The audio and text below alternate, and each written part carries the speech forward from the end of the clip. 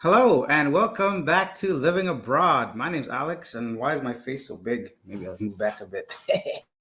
And in this live stream, we'll talk about a variety of things from mainly about what's going on here in the Philippines recently. Nothing specific, but just giving you guys an update on myself, where I am. It's been a while since I've done a live stream, so I want to catch up with everybody and say hello and get a chance to, yeah, just to talk to my subscribers, my viewers, give you guys as much information as possible about the Philippines, my recent travels, and a lot of other different topics. So if you can see me and hear me, please let me know in the comment section, as I've gotten a new camera here because the last one was always like glitchy, and I'm not sure if the audio is fine as well.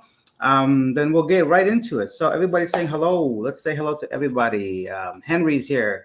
Henry Batista says hello. Hello, Henry, as well as Alfred Cluse from Canada. Welcome, Alfred. I'm a man. Honest John Travels. Yes, of course. John's here as well. Hello, everyone. If you can see me and hear me, please just quickly say yes or all good or something so I don't have to continue talking less need be. I don't know how to speak yet. I woke up at 8 a.m. It's 9 a.m. an hour later, and my face is still waking up. I don't know what's going on. I'm not a morning person, unless it's about taking a flight. Even if it's 5 a.m., I'm all sunshines and, happy and can't wait to go out there during AM flights. But regular days, I don't like it. John says, all good. Thank you. Thank you. All right. So everybody says, good. Popo says, hey, bud, nice to see you again. We met in Ayala and you interviewed me a couple months ago. David. David. But David, I talked to so many people. I'm not sure if your video is out yet. I know I'm really, really backlogged. I've done so many interviews, but I promise if I interviewed you, it's either already on the channel or will be very soon. I've never done an interview to this day, which I haven't featured. That's one thing. If you guys are new to the channel, if you don't know, and you may have seen a bunch of my street interviews, I don't like select which ones to put or only combine what I want the message to be or anything like that. I include everyone's answers exactly as they are. The only things I edit are my mistakes, my redundant words, or just like my responses to their answers, just to make it more enjoyable. So yeah, if I've done an interview with you, I'll definitely be on the channel soon, or already has been. Alpha says all good, thank you. Hey, we got two Alphas in the house. So that's kind of cool. All good here. Christina, hello. Smooth, long time no see. Say, what's up, player? Not much at all. Anthony says, all good. Okay, so we got a whole bunch of people confirming they can hear me and see me. Christina says, are you in the Philippines now? Yes, I am. I am in the Philippines. Um, I left Istanbul, Turkey a few weeks ago, and I released my first Philippines video yesterday, I believe, or yesterday or the day before, about Davao, right? So I'll talk about Davao because I've never been there, so it was my first time there, and yeah. So now let's talk about that. Getting into the Philippines, the airport procedure, and what's changed, what's new. I read about someone, an American dude that came into the Philippines to Manila from Bangkok, and he was kind of rude to the customs agent. And when they asked him to do something like fill up the e-travel form online, he returned and threw the passport and his phone at the customs agent, and then also put the wrong information in the app. So they basically booted him and kicked him out of the country indefinitely. They blacklisted him. So don't be silly if you guys are traveling. I know in my last video, if you guys watched me, I was a little bit irritated with what happened. If you haven't seen that one, I'll go over it in a minute. But you got to keep it cool. Like, I am a very short tempered person, although it may not seem like it on camera, and I've been working on it for years. But regardless, I get frustrated easily sometimes. But you can't let that out, especially in immigration and customs when you're traveling to another country. So, but that guy got kicked out. If you're coming here, my point was to all this is they got basically a form you have to fill up online. It's a declaration form that usually you used to fill out on an airplane. They no longer give you a piece of paper. You just got to do it online up to 72 hours before your flight. And it's all simple, basic stuff. So your name, your address, where you're staying, how long you're staying, the purpose of your trip, your contact details. It takes 10 minutes to do it. So just fill it out 3 days, 2 days, the day before, even at the airport if you have Wi-Fi, before you get on your flight. So you don't have to be standing there and waiting and being frustrated. I was going to do it at the airport when I left, but for some reason I couldn't get Wi-Fi at the airport in Turkey. So I I ended up doing it right at the gate, which is kind of annoying for them, I'm sure. I didn't do my part of doing it earlier because I thought I'll just do it in the cab or at the airport. And before I knew it, I was already at the gate and I hadn't finished it. So I did mine, no problem. You guys should just do it a bit earlier. Sounds good. So, oh, and like the rest of the stuff was super quick. Immigrations at in the Philippines, they just stamped my passport real quick. They're getting really fast at it, maybe because of recent complaints about Manila Airport taking too long or whatever. But everything was good. Oh, okay, good. So yeah, the vid was up fast. I enjoyed it, and the video was really nice. I think it's pretty much the only video you edited with just one person being interviewed. Oh, okay, okay. Why can't I remember? David, what's wrong with me? I'm sorry. Honestly, I just woken up. Like I said, I have literally hundreds of interviews to go through. I have a lot of people backlogged. So, and if it's already up, I'm trying to think which country was it in. But maybe, yeah, quickly let me know what the interview was about or something, so I don't feel silly here just imagining things. Um, Christina says, "Are you in Manila?" I am not in Manila. My location right now is in Cebu, my favorite place for me, at least. I don't know why this is my favorite place. I mean, I know why, but there's a lot of beautiful places in the Philippines. I think a lot of it has to come down to your own experiences and the feeling you get from that one particular place or people. So for me, the first time I ever traveled to the Philippines was in Cebu. So when I landed here, I still have those same expectations, the same memories, the same fond things that I recall doing. And here, I just feel comfortable. I'm in IT Park right now, so infrastructure wise, internet wise, this is much smoother than some other places. For example, the night market is close to the Isle of Mall. It just makes my life so much simpler and easier. I'm a very simple man, so this kind of stuff helps me. That's why I'm here in Ayala IT Park. So, Henry said, it's been a while since I went home in 2009, if I'm not mistaken. Wow, 2009. So I'm sure a lot has changed. Like even for myself, I remember coming here like 4 years ago. Firstly, the roads were a lot more clearer than they are now. Right now, there's a lot of traffic happening in Cebu City because there's so many condominiums going up. They're really building Mactan, Newtown area, making it like some beautiful resorts. The condos are going up. The mall streets are being fixed. So a lot of work being done. Yesterday, there's a huge fire at the barangay hall. So it gets congested sometimes. Like I don't remember seeing that as much back in the day. I noticed a lot of just it's becoming modernized in many ways. A lot of new things out here. Even in the past 4 years, there's just different condos going up every time I come here. There's a new one. Um, but aside from that, the people are so fantastic. So can't complain about that. I'm from Mindanao, Tagum City. Christina, I was in Mindanao last week. Of course, I didn't travel like I should have.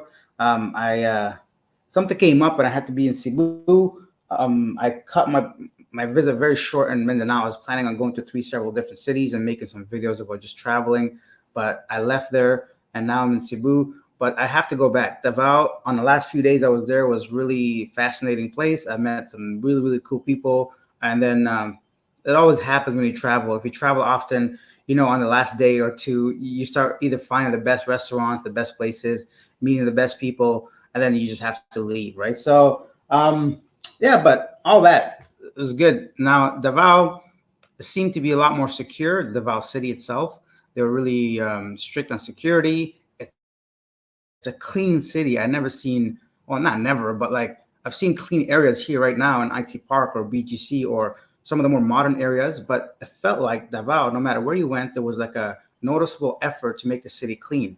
There were signs everywhere telling people, not everywhere, but there's many signs I saw basically telling people to behave. Don't litter, don't do this, don't do that. It's just like really nice to see because sometimes the Philippines has a bad reputation when it comes to pollution and trash and all that stuff. Rightfully so. I think it's got a long way to go, but it was cool to see that cities are starting to like take that stuff seriously. And yeah, Davao was cool. I stayed right next to like one of the malls, a Brisa Mall, Ayala Brisa. Um, I was there during the earthquake, so that was quite the Experience. It was the strongest earthquake I've felt. I think I've felt four in my lifetime, and that was the strongest one. I made a video about an apartment tour, and I explained what happened in that video. So just watch that video. I don't want to bore you guys with my experience in the earthquake. So press the bell notification if you guys want to be seeing my videos regularly. I do get sometimes people say, "Oh, I didn't know you're back," or "I never saw your videos when we went here and there." So turn on bell notification, like this video, and then we'll get into everybody's questions. And yeah, feel free to ask anything, guys.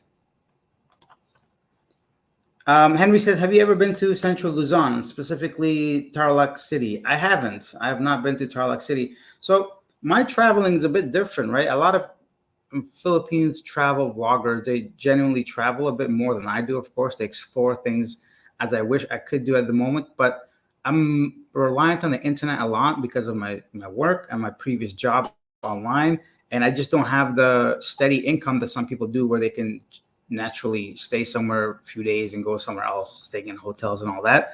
So I'm like a very slow traveler. And the Philippines, of course, a huge place, and I haven't been to that place specifically. Mainly, I've been around Cebu and some islands, of course, Palawan, and just recently in Mindanao, just to Davao. But I'll go back to Cagayan de Oro. Anyways, so all that's coming up in the future. Oh, of course. Big guy from Belgium was in Cebu. Okay, now I remember. Yeah, also I'd say big guy in Belgium. Belgium is what I remember. Yeah, it turned out well. A lot of people received that video in a very positive manner. And that was last year, right? Or was it this year? See what I mean? I have bad memory. I hope your relationship worked out. I know you're in the process of, if I can recall correctly, either fiance or girlfriend trying to sort out the travels and all that. So that's pretty cool.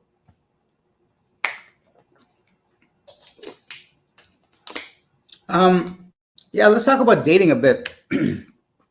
Davao, I recommend it. Yeah, for sure. I think it's a place I really want to explore a bit more. And the dating scene is pretty cool down there too, because I spoke to a lot of people there, a lot of foreigners. Not a lot. I saw less foreigners there than here per se, but the ones I did see, all of them loved it. Not a single bad thing they had to really say. And just being around the malls and just around the area, I did see many attractive women. I think there's a couple of universities down there, so most people seem to be educated or trying to get their education. If you're a younger person and trying to date someone in their 20s, trying to think what couple things I noticed. For example, for me to avoid traffic and to get somewhere faster and you save money, I use the motorcycle taxis. I don't think there's any of those over there, but most of you guys probably don't care about that. So you have to get into a taxi or just like a regular taxi, or figure out how to use like the jeepneys and the public transportation, which is not a big deal, just sitting there. But if you're a tall guy, I'm a short dude and I had trouble getting in and out.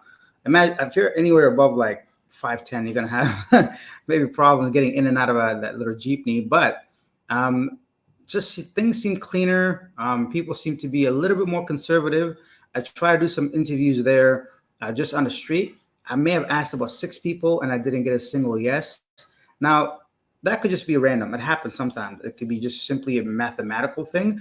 But I just feel like they're not as westernized, if that makes any sense. I can't really judge the whole city based on like a few days of staying there, but there seems to be a little bit of a difference. I don't quite know exactly how, but it does seem to be a little bit different. People are kind. There's no security issues at all. I never felt any kind of safety concerns. It's cleaner. Oh, one thing I did notice in Davao, a lot of people still wear masks. So I don't know what's going on there. If it's like I don't know. So just a noticeable thing. A lot of people are. I mean, compared to the Cebu city, let's say I would say maybe 3 out of 10 people are wearing a mask there. Where over here, maybe 1 out of 10 if you see. So that's something different. Of course, nothing that should be a deal breaker for anyone. Let's see. How bad is it during the rainy season?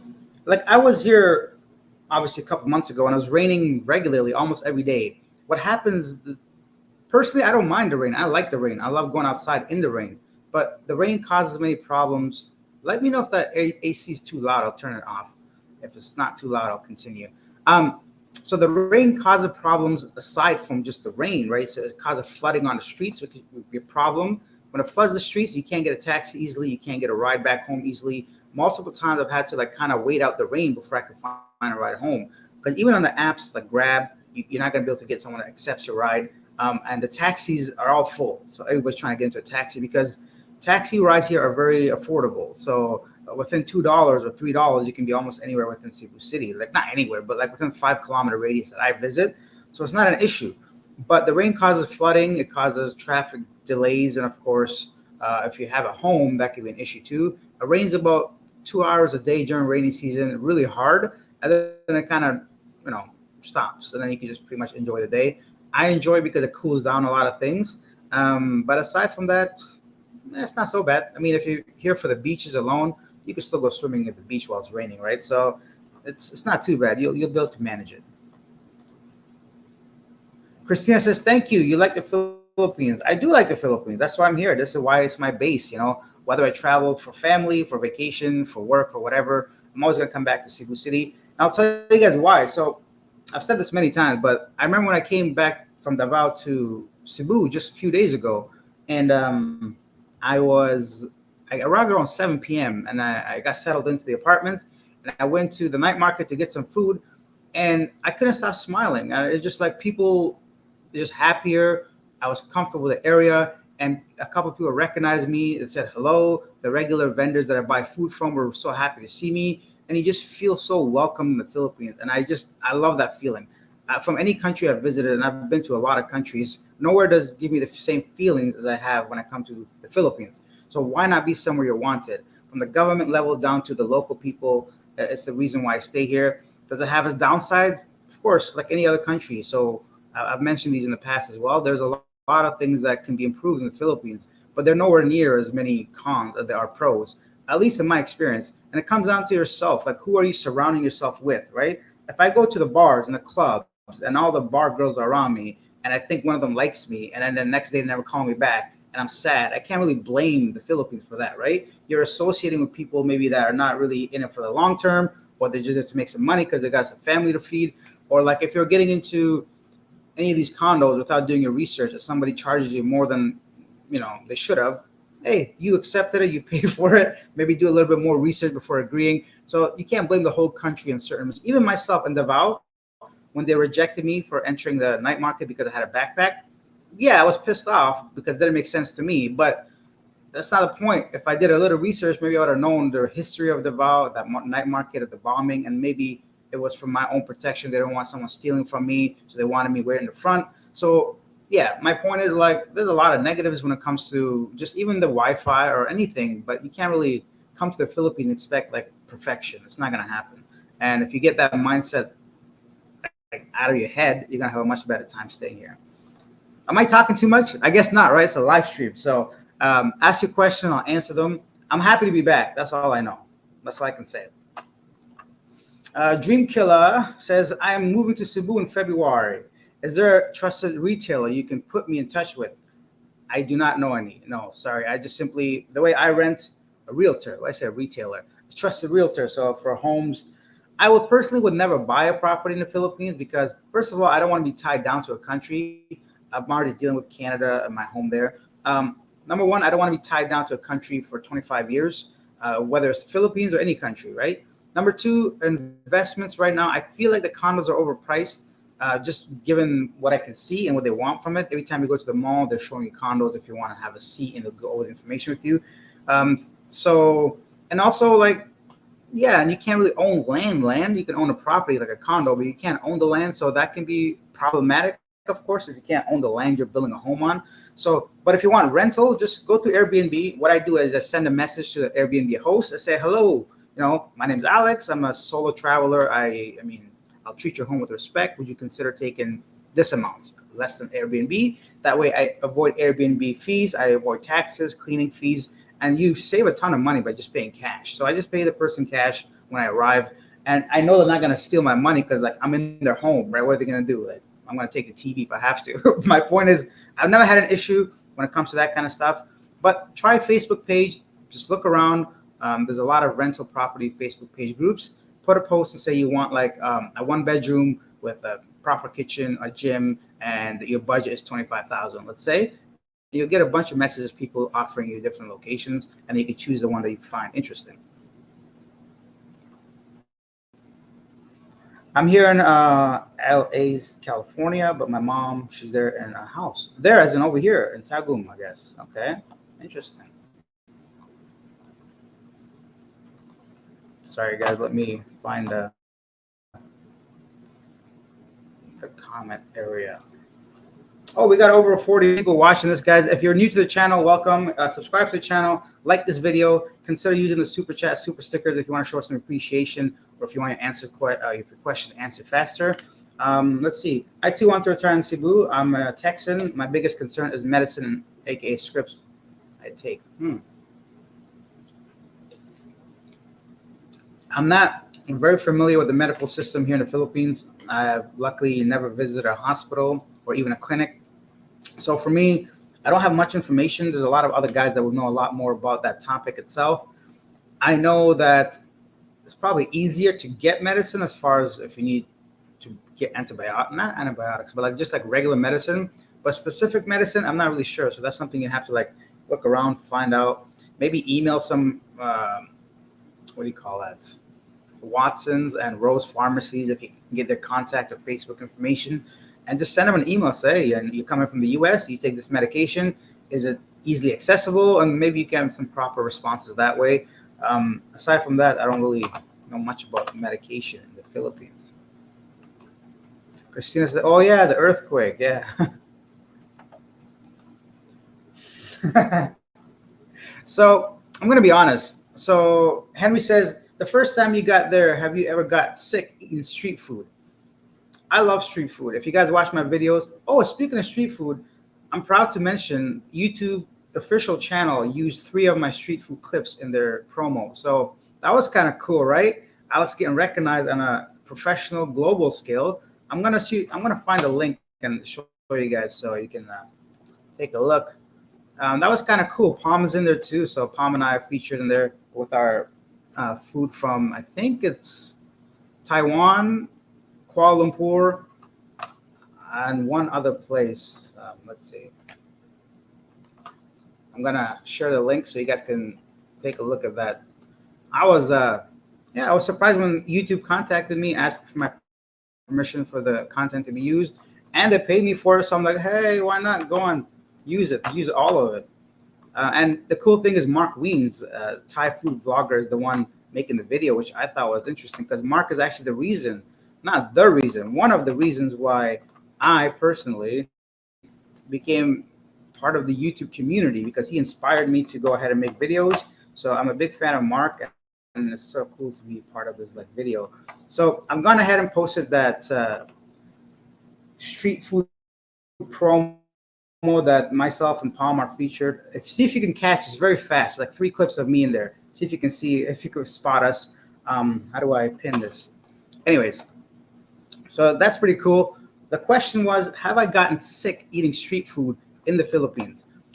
I love street food. I eat street food everywhere I go. However, the Philippines, unfortunately, is not one of the places where I do that often. I eat street food every day almost, but from like Cebu Mercado, which is like obviously a night market, which they have a system in place that they're making food there regularly. So I eat stuff like that. But as far as local streets, I don't, because I'll tell you why in a second. So let's see, where am I? I'm doing something here, guys. Sorry, bear with me. Because the first time I was here, I was so excited, and I think I overate, and I ate like the fish balls and quack, quack, hollow, and all of that. And then I actually threw up from eating street food in the Philippines. And since then, I haven't really tried street food.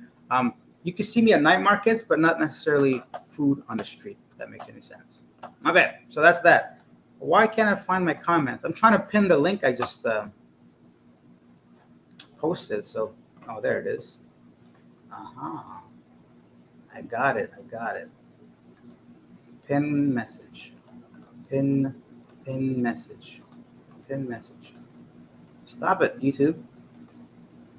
Okay, there. Message pinned. I can concentrate now.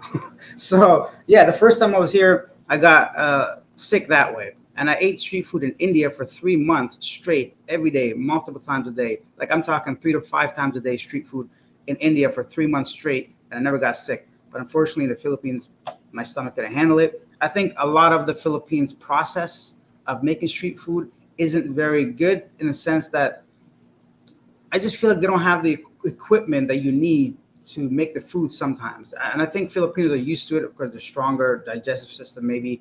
Or, for example, I don't think the oil ever gets hot enough to cook the whatever's being cooked. And sometimes, obviously, that has like extra oil in it or the proper storage. And I've never seen ice being used here when they have like storing the meat or something. Um, that's basically two reasons that I think I got sick. But that's just me and my experience. If that didn't happen, who knows? Maybe I'll still be eating street food to this day. Anyways, there's a lot of street food talk. But check out that video. I think you guys will enjoy it, especially if you've been watching the channel. Maybe you can recognize which videos they're from. Mm-hmm. Okay, getting back to the questions. Christina says, "Thank God nothing happened to you. I assume this is because of the earthquake." Yeah, you know what's funny? You know what? I'm going to tell you guys a story anyway. So during the earthquake, I was in Davao City on the 17th floor, and I was having a coffee, and I started getting a headache, and I'm like, "Why do I feel dizzy?" I'm like, "This coffee is strong." And then I tried to get up, and I was feeling like my balance was gone, my equilibrium was like, and I'm like, "What is happening to me? I'm going to faint." So I look outside the window, and I see the condo across from me swinging like this, and all the water from the pool is like pouring down. I'm like, "Oh, it's an earthquake." I grabbed my phone, my wallet, booked it down the stairs, 17 flights. I get all the way down, and everybody's like huddled up on the entrance of the exit, and nobody can get out. There's no like exit outside. I'm like, that's weird. So they're like, "Oh, there's an exit on the fourth floor." Everybody goes back up to the fourth floor. They couldn't get out because you need to have a key. So I'm like, this is silly. I ran all the way back down to the first floor, and I like body checked the door open. I'm like, "Let's go, everybody." So everybody ran out. I guess it was just jammed from nobody opening it for a while. But that was it. And I kept hearing sirens before the earthquake. I'm like, "Oh, the alarm for the fire must be off or something." Anyway, that's what happened to me. It was a little bit nerve wracking because it was the strongest earthquake I felt. But luckily, I wasn't hurt. I know some homes got damaged, but I'm not sure how many people actually died, unfortunately. At the time, while it was happening, the next day, there were no casualties, but reports may have changed by now.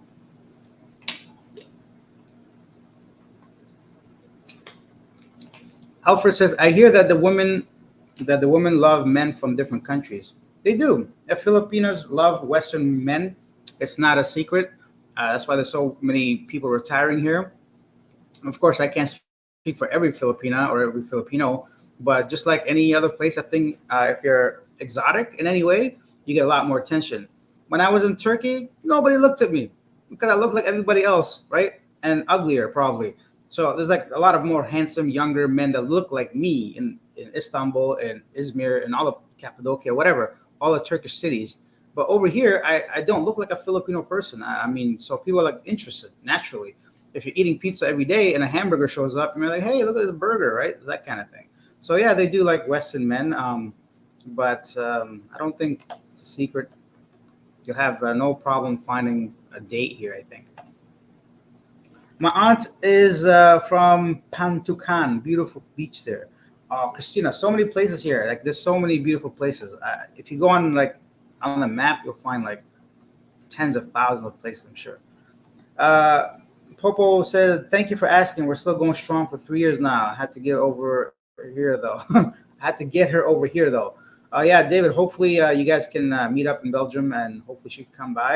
And I'm happy to hear about your relationship going strong and proving all the doubters and the haters wrong. Because every time you bring up Western Filipino relationship, there's always going to be skeptical people, haters, or like someone that says, "Oh, they just want money," or you know, "It's not going to work out," or some nonsense like that. It's just like I kind of laugh at that because for me, I feel like all those relationships that don't work out, they probably didn't start off in the right way. Like if you want a serious relationship, there's some serious women here. You can do your due diligence, vet them, meet them. Don't try to bring them over to your place the first day you meet. Like there's ways of finding good women. You can't go to the bar or clubs every night and meet these women and expect them to be your wife material. No offense. I mean, sure, some good women go to clubs, but most of them are working. And I mean, they got to be up in the morning and go out or whatever. So don't expect to meet bar girls or prostitutes and expect to be housewives and get mad about the Philippines, right? But if you want like proper women, they're out here working. Go meet them in person. Go talk to them face to face. And um, there's a lot of red flags you can avoid at the beginning. I'm gonna make a video about that, so for sure. New life in the Philippines. A go-to market recently opened in Davao. Made a video about this. Cool. Check that out, guys. Um, no use the metro bus. Hmm. Metro bus. Maybe I missed Davao. Um, Henry said, dating. I feel like if you're a local Pinoy woman, they are ignored, not date them at all. Am I right?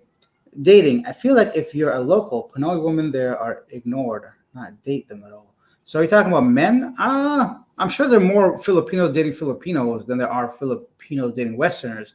I mean, the market's just like anywhere else. So what happens in dating is the same principle, right? Women want something, men want something. And over here, women probably want security, finances, stability, long-term relationships. They want to marry a Western guy for the physical features of the babies. I hear this more often than not. People want to marry mostly younger women in the 20s, early 20s, even 19-year-olds, maybe 18-year-olds. They say they want to date a Western guy because they want beautiful babies. So these are like, I feel, this is just my assumption, like embedded colonial mentality from history, like hundreds of years of people, because back in the day, a Western person was just wealthy and rich, and who doesn't want a better life, right? And then to have those physical features will open up doors for you. If you look at all these things online, like all the beauty pageants, how many of them are like mixed race beauty people from the Philippines? If you look at social media or like actresses and models and influencers, a lot of them are not pure Filipino as far as like 100%. They're mixed with something. So those are the reasons. And I feel like if things were equal, 50-50, like everybody had, let's say a guy was 6 feet tall, but was a foreigner, and the Filipino guy was the same height, and he made like 5,000, and this guy made 5,000.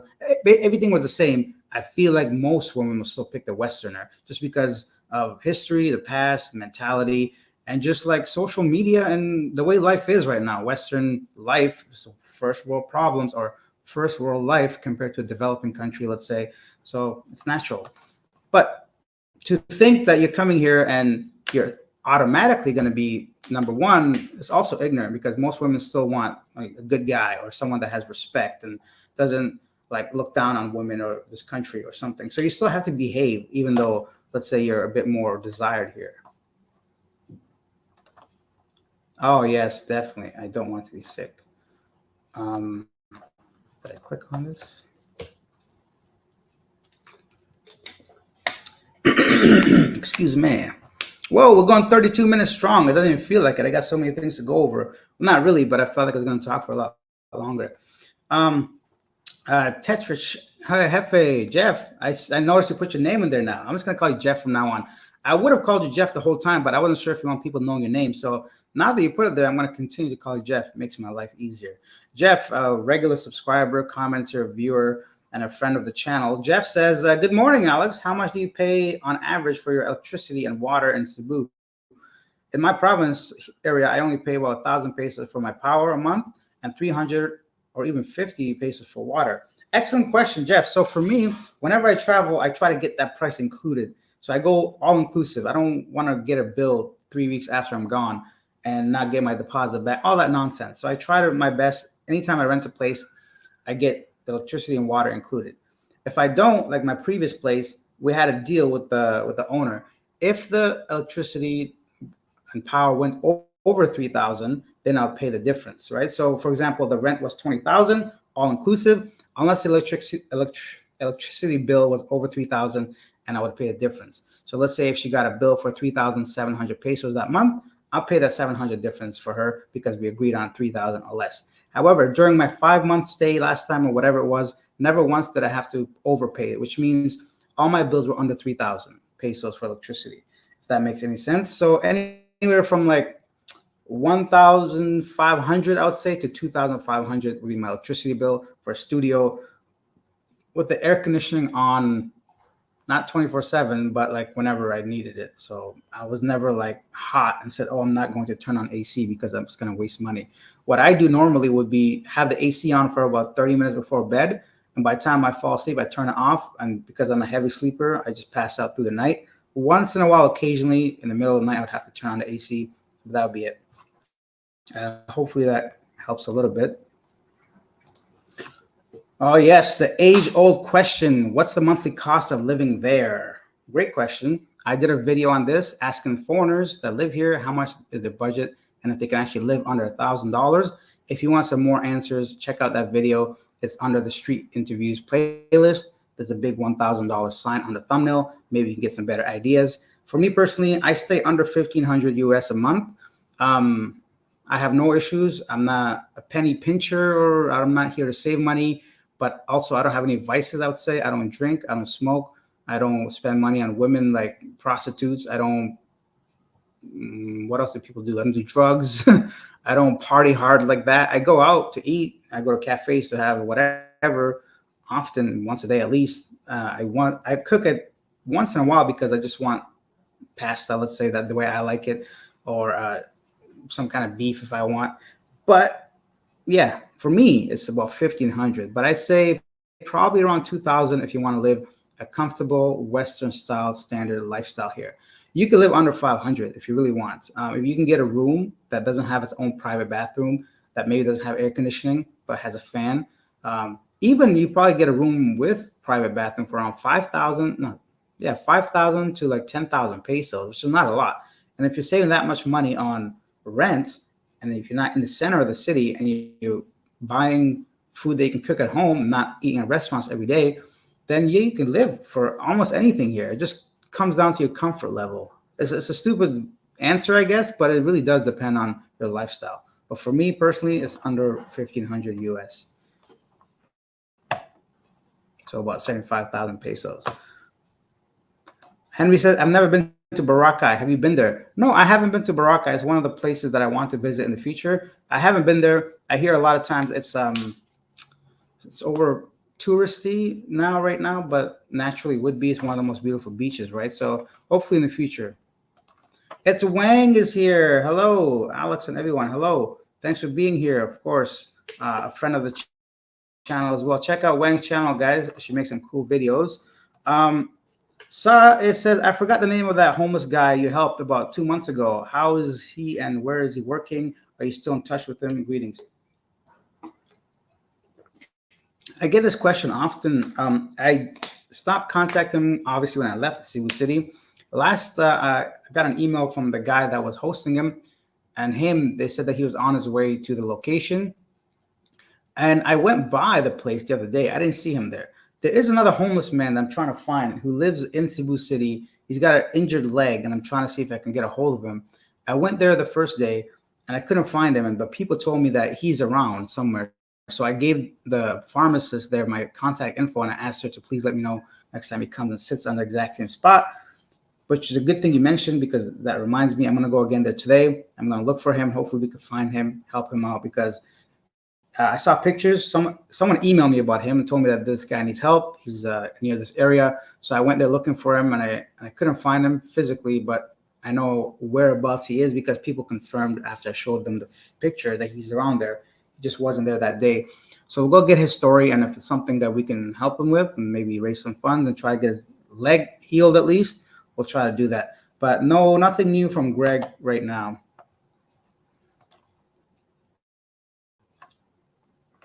Jay Tyson said, "Hey, hi Wang, I watch your channel. Woohoo!" Did you see people going under the table earthquake or under the door? I didn't see any of that because I was in my apartment and I went down the stairs and just outdoor and outside there was just everybody lined up because there was the mall next to the building and everybody was outside. I did see people go under the table in photos at a different mall, but personally I didn't see anything like that. Philip Massey says, do you have a favorite Filipino dish, a main dish and dessert dish? Well, dessert is the halo halo because obviously it's just a mixture of different things. And the halo halo I like because first of all it's cold and in this heat it's just amazing to eat. And everyone is different. Every halo halo from a different place is just different. So it's got a mixture of like dozens of ingredients in it with some shaved ice or ice cream, depends on what kind of halo halo you're getting. So dessert's easy to pick. As far as my favorite food, it's still sisig. I just like the mixture of blends and the flavors, and it usually tends to be a bit more spicy, and it goes really well on top of like rice, let's say.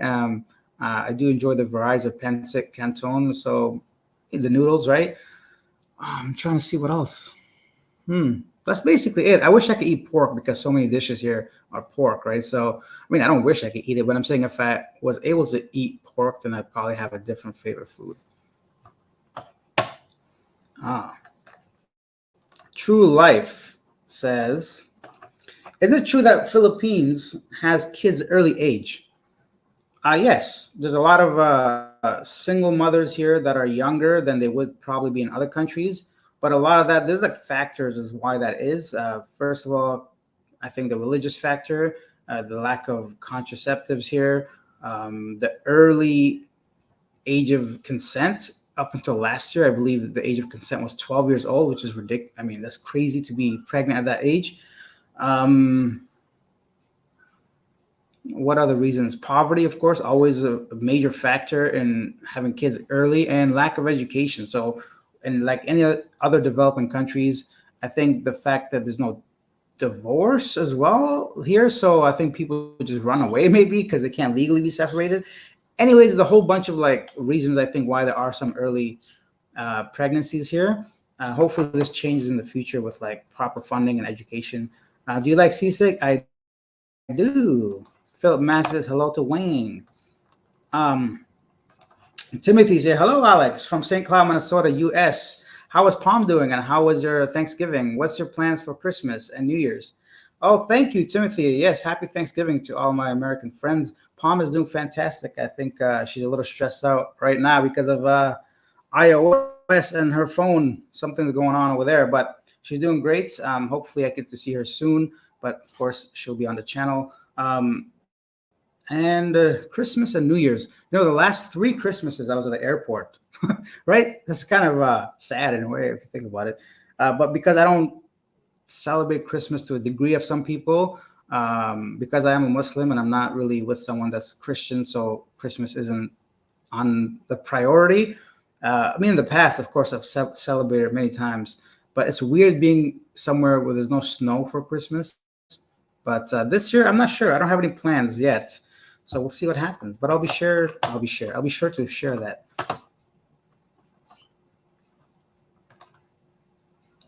Do a review. Ask women if they will date a local Pinoy. Of course they would. Nobody's going to say they're not going to do it. But I think if it comes down to it, they prefer Westerners over Filipinos. But that's just, I think, for middle class and uh, maybe families with, what am I trying to say? I feel like the high class Filipinos, like the top tier, rich, wealthy, good family, as far as like reputation, Filipinos would rather date a local because there might be like a stigma coming with the fact that you're dating a foreigner and they may not be looked at that way. But that's just my assumption because whenever I see like really fancy looking Filipinos that look rich, you could tell who's rich. I don't know what you get. I could.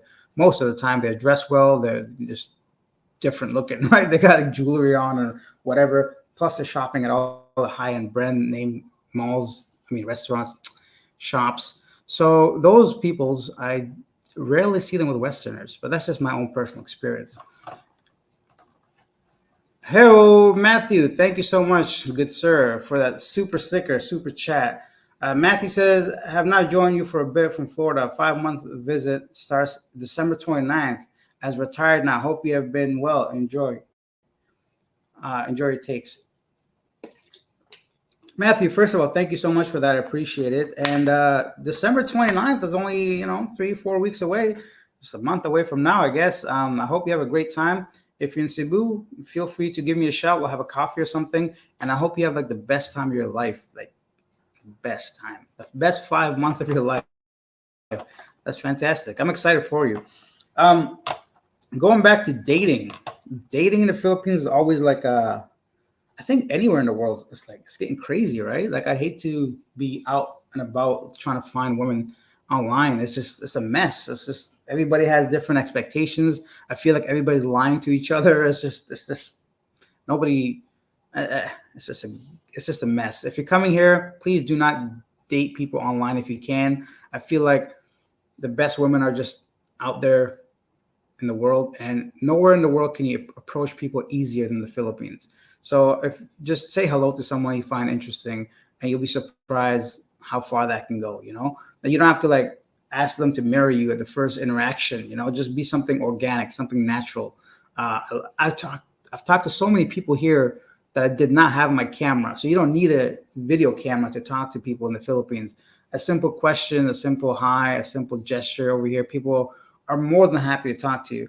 And don't forget, as a Westerner, that's your excuse. You're new here, so that's the icebreaker kind of thing. So use that to your advantage. Talk to women on the streets, in the malls, the stores. You don't need to be online. Online people, I think, have a lot of times have motives. They have certain specific things in mind. They either want money or they. This is obviously generalizing here. I'm just like saying most of them are maybe not serious. They live far away from where you are. There's like there's all these issues, and they're talking to hundreds of men. So you got to be like always on top of your game and trying to like chase something that may not really be there, right? So I think organic interactions are the best. Let's see what else we got here. Do you have a car? Here in the Philippines, I do not have a car. Back home, well, I guess I don't anymore either. I sold it, but yeah, no, I don't have a car here. World Traveler says Filipinos who live in the Philippines surely want Westerners, but when they live in Europe or US, they start looking for Filipino men. Oh, interesting. Um, yeah, I don't know much about that, but I guess that's World Traveler's, experience or thoughts. Henry says, I want to retire there rather here in California. Yeah, the Philippines, I think, is a wonderful place. You'll love it here. Can I get two top of the line prostitutes women for $47 each or combined? And what do you consider top of the line? 47 bucks. How much is that five? No, you cannot, sir. You can't even get one. Bottom barrel, maybe. Honestly, all jokes aside, I don't know how much prostitution goes for here. I assume maybe anywhere from 20 to $2,000 a night if you want. I mean, there's some fine people here. There's some like high end caliber women somewhere. I don't know where they are, but they're not around me. That's for sure. But if you go online, you see some of the like profiles online. It's just like either you're fake or you're just genuinely like a high end prostitute because nobody looks like that naturally. But yeah, I don't know. That's a good question. Maybe ask around. I can't make content on that. I'll get shut down. But I don't know. Maybe somebody can help us. How much does a high end prostitute cost in Cebu? Alex, what are your feelings about the war in Gaza? Do you think the Jewish people, have rights to be Israel?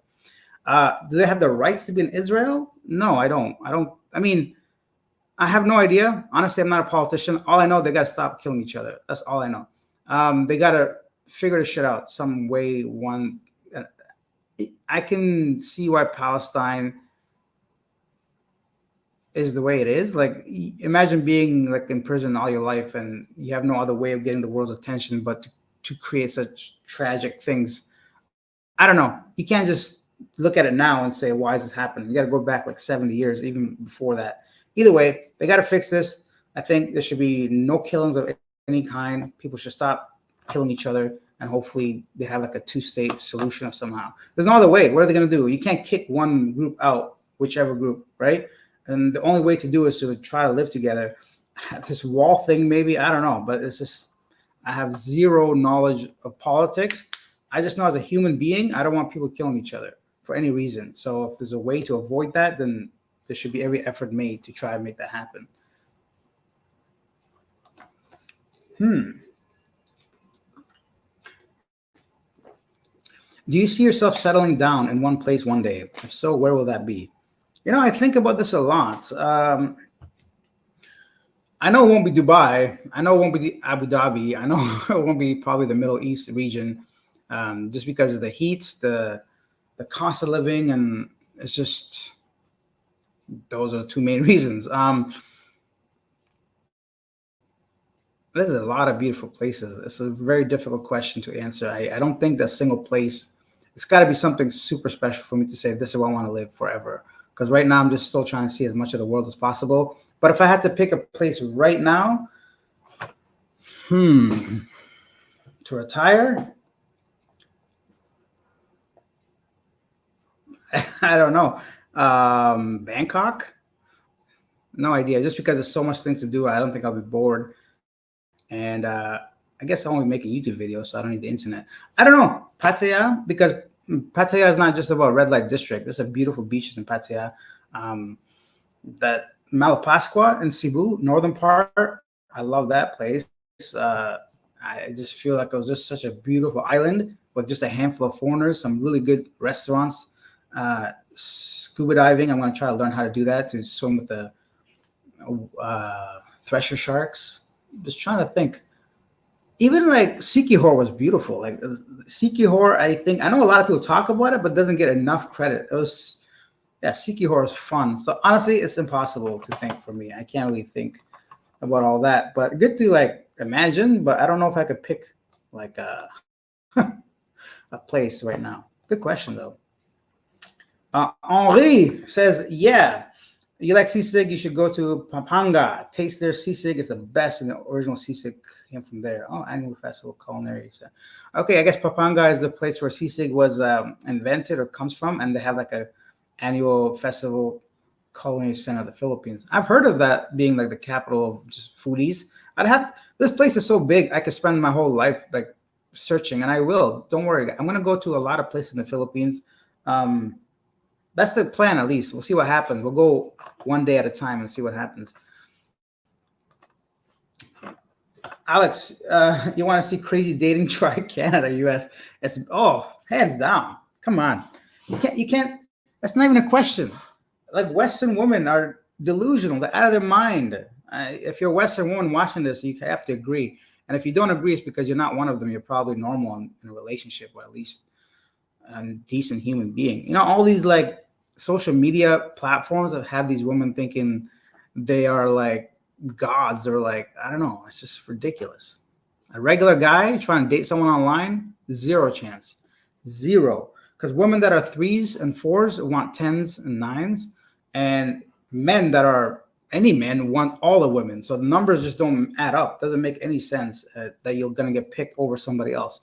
And any man with like decency or any kind of pride is not going to continue chasing women, which is what you have to do these days by constantly trying to be on top of the messaging line, right? Let's say you message someone and you don't message them for another couple of hours. How many guys do you think are hitting her, inbox or whatever? You're going to fall down the order. And since you're waiting for her to message you first, she's never going to message you. There goes that one. It's just a mess. Women want too much. Men don't have enough to offer. Everybody wants like the perfect man. It's going to be a crazy epidemic in the future of single women, guaranteed. Because you know what? Men are always going to want youth. They're going to want women in the 20 to 30. And once women cross that, 30 mark, it's just downhill, unfortunately.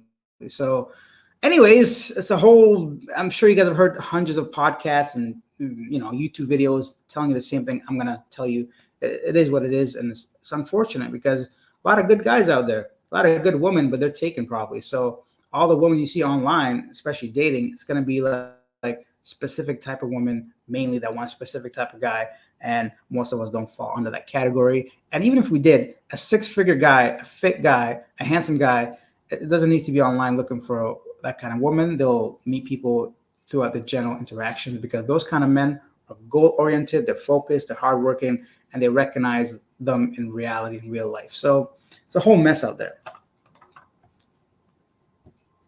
What part of the Philippines is less touristic? I want to find a wife. I have no idea. I guess as far as you're away from the major international airport cities, obviously Manila, Cebu, Davao. I guess southern part. A lot of people say have good women. Anywhere really, even over here, because a lot of women come from the provinces that are working here. A lot of these call center women, a lot of them working at the malls. Excuse me, they get minimum wage. So, and the minimum wage is low. They come from for like an hour from like some small town outside to work here. they're all good women, and it's just like my biggest thing is stop going online. That's the thing. It's just I know it's difficult if you're not living here, so that's the problem. I get it. So it's not easy to try to find a good woman if you're not here. If you're not here, I would say, okay, this is what I would do if I was dating women in the Philippines. If I was in Canada still, here are some things that I probably would not tolerate. First of all, if your photos are half naked, like all of them, if you have nothing to show but your body, I'm not going to contact you, no matter how, physically fit you are. If you have kids right now, unfortunately, I would not contact you just because I think our priorities would be different. It's not my kid. I'm not raising some guy's kid. That was your mistake. Unfortunately, I'm not going to deal with it. If I meet somebody in real life and they just happen to have a kid, that's a different story. But off the bat, starting from zero, I'm not doing it. If you're always bringing up finances, how you're short on your rent, so maybe you have to pay for this and that, the other, I'm not going to talk to you. Uh, if you give me your Facebook page and all your friends are Western men, done. I'm not talking to you. If I message you and you don't get back to me, I'm not going to talk to you. There's a lot of things that I just don't. You don't need to put up with that stuff. So if I was abroad trying to find a woman here, you have no other choice but to start a normal conversation, a regular back and forth. There's got to be genuine interest, and then have a video call and see if there's a connection. And I won't do that unless I'm coming to the Philippines within the next month. No point in starting something like, if you're not going to be here until next June, just don't go online. There's no point. It's like going to a buffet every day and smelling the food and not being able to eat it, right? So stop messing with these girls online if you're not willing to see them within the next month, because things change. I mean, who knows what can happen from now till then, right? So why waste all that time, all that energy? Next thing is stop sending money to women online, no matter how much you care about them. If you never met somebody before, do not send them money, even if it's $50 a month, $100 a month. How many guys do you think she's talking to? Like a lot. So she's getting the same kind of money from 4 or 5 guys. She doesn't need to work. If she's under 25, for me, maybe, as far as serious relationship, I probably would not consider. Just because maturity wise, they're not there. Unless it's someone really like, obviously educated and mature for her age. There's a lot of things, man. We got to start like recognizing that we have a lot to offer. Women are going to be there forever. Don't forget, if you're 75, you can still get a 20-year-old, right? If you really want as a man. But as a woman, if you're over 35, you're done. Like, so remember that, women. I don't want to be harsh or rude, but like, it's the reality. You got to like take that shit down a notch. Like, women out here thinking they're the shit. I remember one time I was talking to a girl, and this was on Bumble, right? Like the dating app where the woman has to like message you first. Hold on, let me try to get this story. Oh yeah, straight. This person messages me, says hey, because they have to start the conversation. So I write hey, and they're like hey. So I say hey, like what do you want me to do? You want me to start? This is your job now. You have to initiate the conversation. So then she said something something something and asked me, oh, she's like, where are you staying? And then I told her at the time, and then she's like, and then I asked her a question. I'm like, are you in the same city? And she didn't acknowledge my question and went on to her next question, right? Already a red flag of being selfish. So then she asked me, are you here for vacation or for work? I said, I asked your questions, what I wrote, right? She's like, no, this is not how this works. You're going to have to answer all my questions first. I'm like, no, this is not how this works. You have to have like mutual respect. I'm not going to allow you to like talk. What are these women thinking? Like, I'm like, oh my God, I just can't do it. So that's why online dating is just like a mess, man. So I'm getting angry right now thinking about it. Anyhow, but women are crazy sometimes.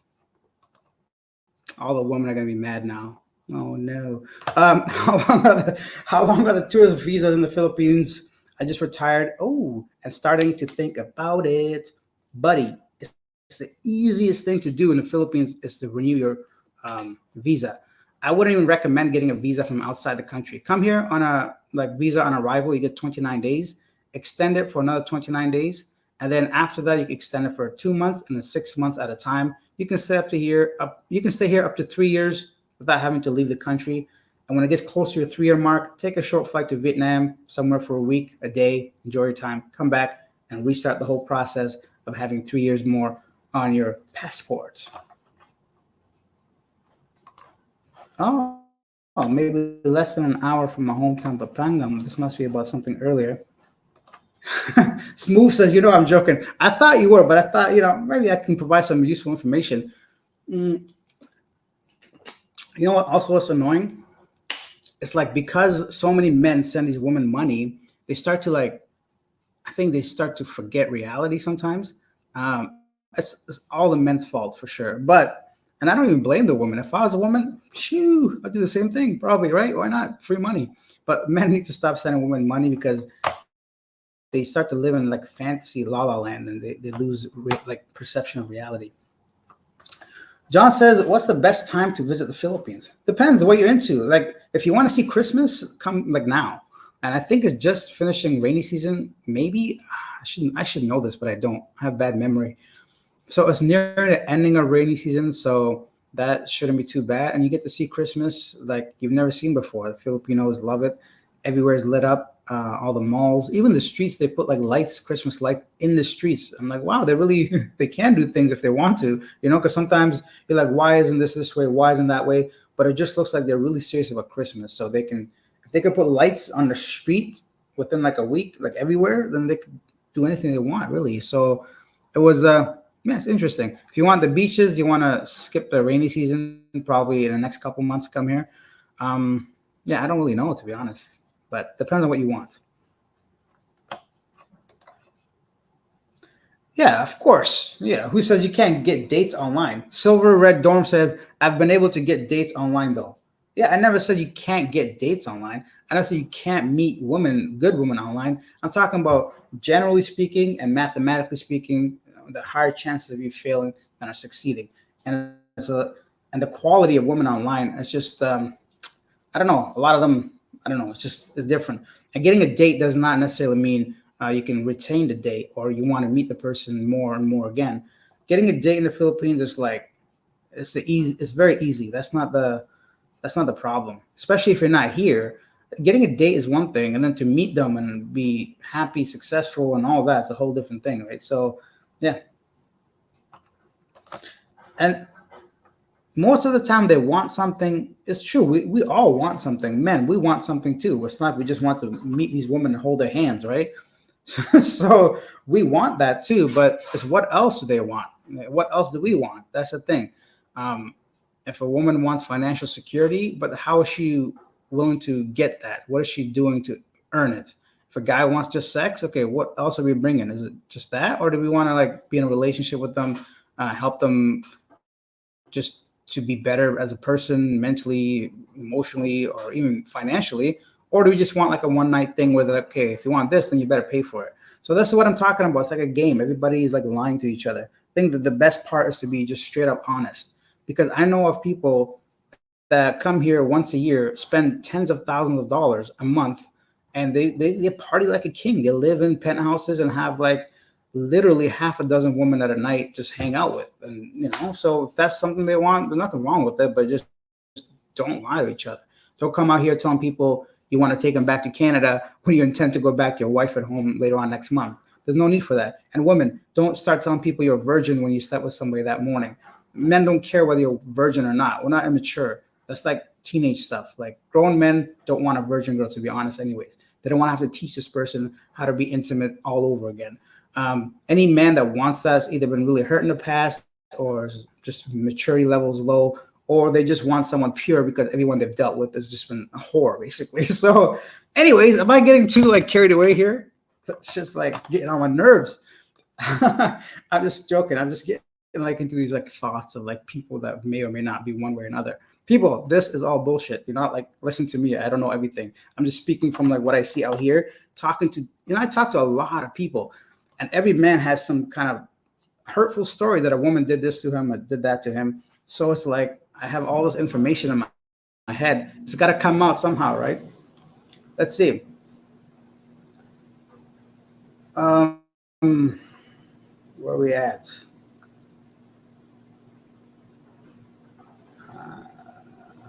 Oh my God. Sorry, guys. Give me a second. I got to catch up on all the questions. Also, bro, I extended my visa and had to pay $145 for 2 months because they issued me some ID card. Yeah, that's the truth. It does happen 1:45, so that is, yeah, that's about right. Exactly. No, that's normal. It happens. You can't avoid it. It's mandatory. That's your alien certificate card. It shows that you've been here as a tourist for a certain amount of days, and it's pretty much just an ID. You can't really do shit with that, but just have it. Next time you renew your visa, you can do it for 6 months. No, Philippines, pick it to retire. Yeah, yeah. Like I said, there's many beautiful places here. TF says, do you like Thailand better or the Philippines better? Well, I'm going to give you an answer that should be very straightforward. Where am I right now, right? Where am I living? The Philippines. But of course, Thailand has a lot of beautiful things and a lot of better things than the Philippines in some ways. But so does the Philippines. For me, right now in my life, what I need, what I'm looking for, and what I want, the Philippines offering me more than Thailand. But certain categories, Thailand I like better. Certain categories, the Philippines I like better. And right now, the Philippines where I'm at. Henry says so we can hang out there. Henry or whoever, anybody wants to meet me, if I'm in the same city, send me an email. I'd be more than happy to meet my wonderful subscribers, my viewers. Even if you're not a subscriber, I don't care. If you're just a human being, want some friends, send me a message. How many countries have you been to, and how many do you plan to visit? I think by now I've been around close to 20 countries, and I want to visit all of them if I can. So who knows? We'll see what happens. What if she's taken or something? Well. If she's taken, usually me as a man, I'm usually hands off. Like I don't mess with people that have relationships unless like it's happened in the past where I've worked with someone and we've just grown to really get close after months and months of working with someone. And at that point, then I suggest that she reconsider her relationship with her boyfriend. So, but at the beginning, I mean, if you're online or you just met somebody a couple days and they're in a relationship, you just let them be. You don't want that happening to you, right? Breaking up a whole relationship because you want some ass, right? Learn that lesson. Who knows about which one, but I'm sure it's one of the things I said. Never send money. Yeah, exactly. Okay, here's my thing about sending money, right? Like a lot of times, if you go online to the Philippines and if you're coming from abroad or talking to women online from abroad, and someone says, "Send me money, I don't have load." First of all, what is load? Load is like data for your internet. I don't want to be mean or rude, and I'm not talking down to poor people or people that are in a financial tough position. But if you're a woman you're talking to doesn't have money for load, I suggest you just find another one because there are too many red flags as it is. If they can't even have 50 pesos a week for load, you number one become first of all a money thing, right? It's just gonna come down to finances. If you're okay with it, then that's fine. I'm saying for me right now, if I were to start dating and whatever, that's just a no go. Why? There's hundreds of thousands of women that are not like that. So you're gonna have to be sending money weekly, and then they don't even have money to like meet you probably. They're not really serious. They're too immature. They don't have a prospect of there's too many things that are happening right there without even saying a word, right? So if you're in a situation where someone tells you, I don't have money for this, I don't have money for that, okay, well, you can't save her and the rest of her family and the whole Philippines, right? So unless you want to, that's fine. But for me, for any normal person looking for a normal relationship, money shouldn't be the starting point. You should be wanting to help your loved one in the future. You want her to be better, her family to be better. That should be like a natural growth. And women, if you're listening to this and if you want to scam a man, stop bringing up money at first. Play that long, scam if you want. So I'm just joking. My point is like money shouldn't be like a topic of discussion at first. I don't think I've even asked like some of my closest friends how much money they make, let alone, the first person I meet like in the first minute, ask them to send me money. Love my little baby. Says, Alex, how was your meeting with the regular guy? Good. Regular guy is a solid dude now. Him and I are on very good terms. I have no beefs, quarrels, or nothing with regular guy. Check out his channel, guys. Send him some love. Tell him Alex sent you. And I wish that guy nothing but happiness, growth, and all the best. I see many other women under 25 are not mentally mature. Yeah, because a lot of times in the Philippines, you know, we take it for granted as Westerners. Sometimes we get exposed to a lot of things. We get exposed to culture because we're so multicultural. We get exposed to like first world benefits, privileges, and all the stuff like travel. And sometimes women here don't have that privilege. They don't have the chance to go outside. They don't have the chance to get a proper education. They don't have the chance to like even go outside their hometown, maybe, right? So they don't get the chance to develop mentally, and they don't have the proper people around them, right? So immature Filipino guys, for example, or like toxic cultural like effects on them, right? So sometimes they're just not fully developed mentally, you know. Can't blame them. That's where you got to talk to older guys or girls, I should say. But here's the other problem. That's one thing that I've noticed as well. So if you're a guy coming here, why do I have like I'm allergic to the cold? Isn't that ironic? Like, anyways, whenever it gets too cold, I get like hives. Like, what the fuck? You know. Anyways, so the problem is, as a man, you want the mature woman, maybe, and you don't want a kid basically to have to like raise and freaking teach them how to be in a relationship. So that means you're aiming from 25 to 35, let's say, just for the sake of argument, because of my age range. So let's say you're looking for a girl from 25 to 35. But usually in the Philippines, women in that category of age will either have a kid, be married, have a boyfriend, or something like that, you know? So then you're kind of forced to look 20 to 25. And at that point, let's say they're too immature. So yeah, that's what I'm talking about. Dating is like complicated. It's easy if you just want to meet people or like talk to them, or you're flirting with them, or you're sending this and that. But you know, a real relationship, you're gonna have to find someone that you're very compatible with, and that means compromise. It's gonna happen from one or the other or both sides. You know, like me, if someone dates me, I'm fantastic, you know, but I may not be like that 6 foot, six figure guy they had in mind. So if they let go of those two things, they might have the best dude in their life, right? And same with myself. Let's say I want, I'm trying to think of what I want. I don't know. Let's say I want someone that's this, that, and the other, and they don't have all those things, but they still provide me like with 9 out of the 10 things that I want. So compromise. This conversation going off the rails. I don't know what I'm talking about. I'm so ready to move out of the US. Yes.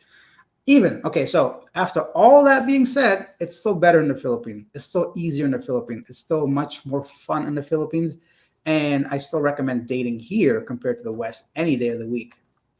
Marco Polo, Marco Polo, Marco Polo. Hello, Alex. Nice to see you again.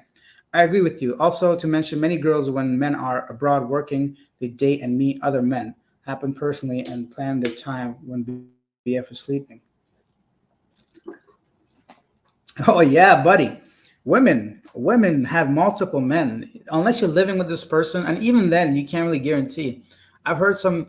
I heard a story where someone was in a relationship with his wife then for 4 years, and one day he woke up and everything was gone.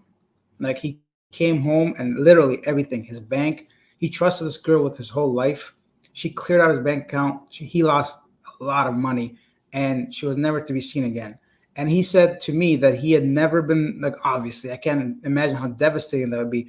Imagine trusting someone, marrying them, sleeping next to them every day, and waking up someone just completely cleaning you out. And this is not some random story. Stuff like this happens all the time. Maybe to not to that level, but you don't know what women are doing out here. That they have this like plan, they want it, they get it, and then women always think there's a better option because us men allow it. We talk to these girls like they're the prize, and sometimes they aren't. And even if they are, then they would know it. They wouldn't want that reassurance 24/7. So let's say I'll just go online, put on like a random girl's profile, see how many men will message you. It's ridiculous, and it's just a numbers game. A woman sees 20 guys in her inbox. You and I might see one a week if we're lucky. So obviously, like it's just a numbers game. Even if they're happy, sometimes they think they can be happier. Like the grass is always greener on the other side. So a lot of guys or girls here probably have a boyfriend or two on the side while they're still talking to you in the U.S. You think that she goes out every day and doesn't meet men? Well, what is she doing all day? Obviously, she's doing something, going to work, going to school, and there's like real connections that develop in real life, not just online. Because yeah, it's a sad reality, and a lot of people get pregnant and then they let you know like, oh, this is my niece and nephew and all this stuff, but it's really their own kid and they're raising it. And then you come here, you've been sending money for months, and you realize, wait a minute, I don't see a single business being made like she said. I don't see a single house being built like she said. And what are you gonna do? Nothing. That's it. It's game over. And you spent like months and months and thousands of dollars sending someone you thought you loved while she was hanging out with her boyfriend and like getting pregnant or whatever she was doing. Like oftentimes I'm out here and I do stuff and I see women that are probably 18 to like 23 eating at the nicest restaurants, rocking the best clothes and nice purses. And I'm like, there's no way you have that money by yourself. I'm thinking, I know what it takes to earn money, make money. And I'm sure you at that age in the Philippines during the day at 12 at lunchtime, probably not. I'm sure somebody's sending you the money. Like me as a guy, if people are giving me money, I can't imagine being a woman and attractive and how many men are just like throwing money at these girls. And it just comes from loneliness. Men want someone that they can be with and they want to earn this person's affection. And we know we have to compete. And the only thing that we know how to actually measure is money. Is this getting too depressing? Let me know. What am I talking about? But I know what I'm talking about. Just trust me. I do. Antonio says, hey, hello, Alex. Where are you now? I am in the Philippines right now. Yep. John says, I want to avoid hurricane season and I find a good Filipino. Yeah, don't we all want those things, right? John, hurricane season, I don't know about the months. I'm not very good with dates. Honestly, I would probably just Google it. But finding a good Filipina, it's going to be something that you have to do on your own. Whatever strategy you have, whatever system, algorithm, whatever you want to do, it's going to have to be down to you. For me personally, if I'm online, I want to be here within the next, not even a month, to be honest. If I was coming to the Philippines, if I lived in Canada, I'll get on a dating site like 2 weeks before, because I'm not out here trying to waste my time texting people back and forth, asking how their day is. So I would do it 2 weeks before, meet somebody, set a date, a time, any excuse I want to deal with. Anyone says, I don't know, maybe later, fuck out of here. I'm not doing this shit. Can't stand people like that. I'm coming all the way down here from Canada. You can't come like, I don't know, 10 minutes, 20 minutes, even like an hour drive from somewhere. Obviously, they're not serious about you. You know what you would do for someone you care about, and they should be doing the same thing. They have typhoons. I don't even know what the difference between a hurricane and a typhoon is. Marco Polo. I feel men that send money feel alone, or think their money they can get to the girl to stay with, to stay with them, or they feel they do charity as poor. Results, these girls, every man they meet after they will want money. Yes, exactly. So the reason why the dating pool and the dating culture is so poison and toxic and trash now is because of us men. We set these standards and we give money. The next person she meets, she's gonna want money. Why wouldn't she? She just got $100. I've had women showed me their PayPal accounts. I've had women show me who sent them. Like, you wouldn't believe how like easy it is for women to get money, and we're making it easy as men. It's like they're gonna want that the next time. Why would they talk to you? Like, if you're not gonna give them money now because so and so is sending them money, $100 or $200 a week, for what? Like, why would they talk to you? You're not like, none of us are that handsome where someone's gonna throw away all the other things that are important just because of your looks or your personality. I'm sorry to tell you, nobody cares. Nobody cares how nice you are. Like, I don't care how nice you are. Imagine these women, right? It's just like you have to bring something to a relationship, and for women, a lot of them are money. For men, I don't know what we want, but I know it's not in line with what we're giving and what we're receiving. Now, the reality is people generally, unless you get to know them, which takes time. If I don't know somebody, I don't care if they're nice or rude or mean or whatever. It's just about that single interaction, right? Until you get to know someone. That's why I'm saying you have to be here, or at least close to coming here, because everything else is just like secondary and not important.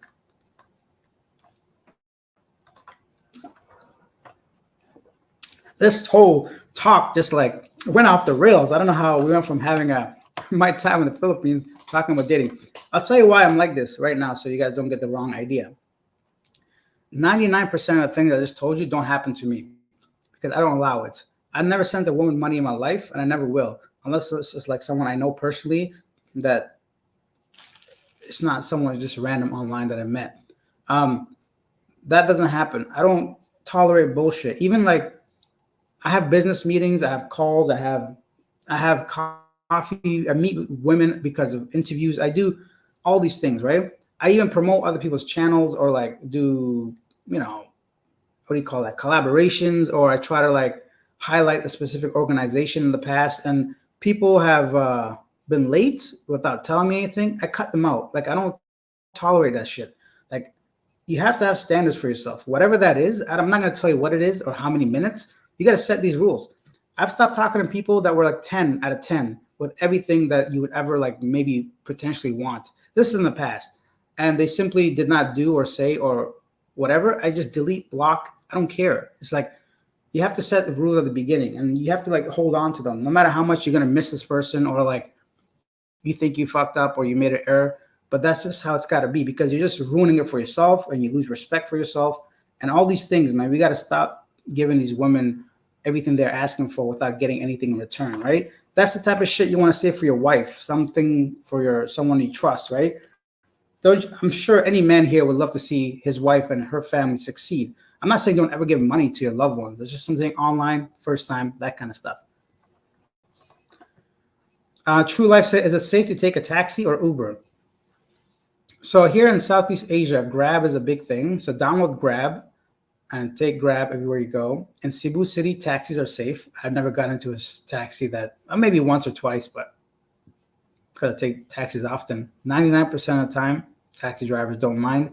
If you come into Cebu, the taxi driver will try to like not turn on the meter and set like a price sometimes, even though everything's listed, but they're simply just asking, are you okay with a set price? If you say no, they'll turn on the meter because they'd rather not pay, obviously, their commission and just pocket the money if they can, but they're not, at least in Cebu, they're not rude or bad about it. And like this time I came, the guy asked me, set price, sir, or meter or whatever. I said, how much is the set price? He said 500. I know how much it costs to get from the airport to IT Park. It costs like 260 maybe. So I said, nah, I'll just use the meter. So that's what happened. If you don't know, you might say set price, but that's just as bad as it gets in Cebu. Manila's pretty bad. Other cities I have no knowledge of, but just use Grab. Use the Grab app if you really need to, and that's it. Yeah, there we go. Sliver says Grab. There's no Uber. Well, we got a lot of questions. Are you in Manila? Would like to meet you. I am not in Manila, actually. Unfortunately, right now, I'm not in Manila.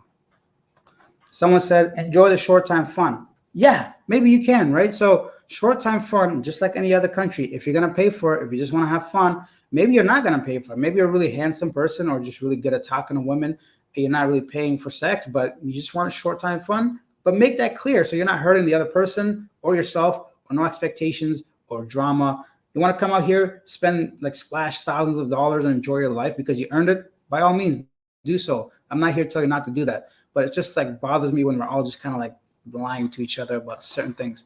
Yeah, do it. Yeah, Solov learned his lesson, right? Exactly. Even in this comment section, how many men are pretty much saying they learned a lesson or they agree with what something I'm saying? I'm not the first person to say this stuff. I'm not one of these.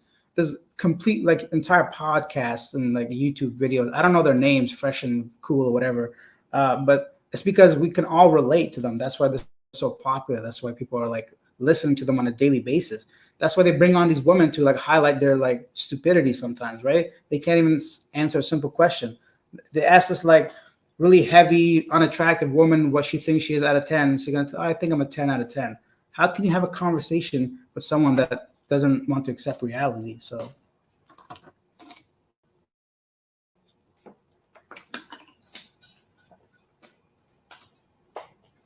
oh, that's horrible. Rick. So sorry to hear that. Do you have to go all the way back to California? Can you go to like a neighboring country like Thailand or Taiwan or somewhere? Rick says after after being in the Philippines for 2 years, I have to move back to Canada. Can't get the meds I need here. But do you have to move back? Can you go back short term and come back? Have you considered looking for meds in nearby countries so you don't have to go all the way back to Canada? But that's horrible, man.